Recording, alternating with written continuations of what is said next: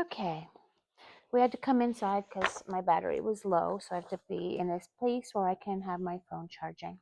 All right, 15 was a lot, right? So just don't stop listening to the book because Amy's dad died. Stay with it, okay? Just trust me. Remember, we said in the beginning, I don't like dark and sad stories. I like happy endings, so just stay with me.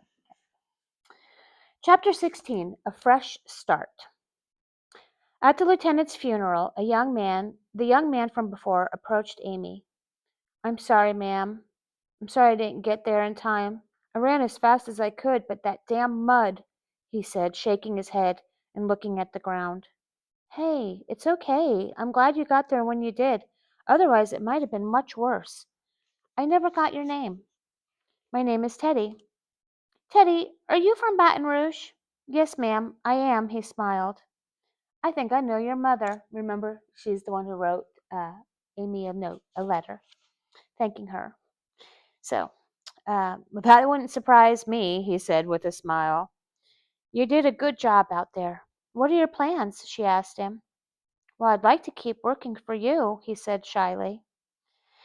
I'm heading up north soon. Would your mother be okay with you going that far away from her? She asked respectfully. If it's okay, I'd like to talk with her and ask her, can I let you know? Absolutely, she smiled. Amy's position changed drastically after a short sabbatical, and she was thrilled about it too. She got a new office in New York. Ben and Mara were in New York, and by chance, that's where Bob's new position was as well. The four were back together in New York. Amy had a whole staff of people and a new budget. She would run everything from there. Sal was in charge of running the actual pipeline, and he happily took Teddy on as his assistant.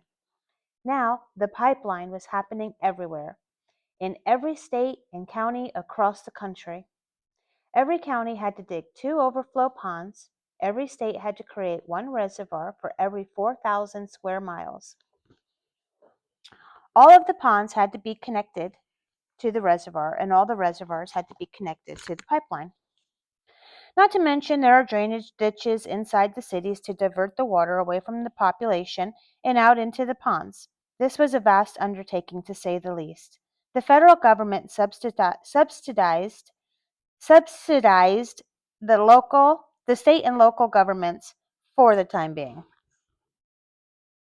The idea was that if the states didn't have to pay welfare, unemployment, and food stamps, they could afford to employ those people, give them health benefits and a vocational education, and the federal government could use that money that would have otherwise been used for disaster relief to subsidize the project and avert the disaster altogether.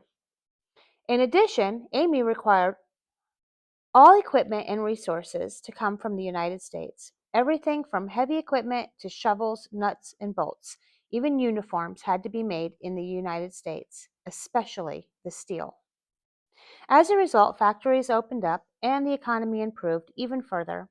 Amy was busy running everything from her office and going to congressional hearings, budget meetings, interviews, etc. She and the group would try to meet at least once a week, usually at Ben and Mara's apartment. Everything was going great, most of the time. Everything was exactly how it was supposed to be. Then the time came for the trials. It didn't take long before it ended. The sentencing was handed down. Amy was relieved that she didn't have to see or hear about it anymore. Mara's father got 18 months in a minimum security prison for white-collar crimes. It was hardly a punishment. Then there was Jim. He got 4 years.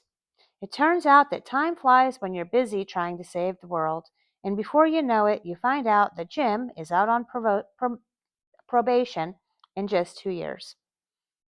At least that thug that actually pulled the trigger got 20. Mara's father returned to work at Global after he was released from prison. Conveniently, they were able to hold his position. Not only that, but Amy heard from Mara that they were also able to continue his salary while he was in prison. Amy was so angry when she thought about the fact that these two people put that monster there, and it was because of them that her father was gone. She was always looking over her shoulder, wondering if they would strike at her again, if they were planning something right now. Things seemed quiet, and she wondered why. So she threw herself into her work and she tried to forget about it as much as possible.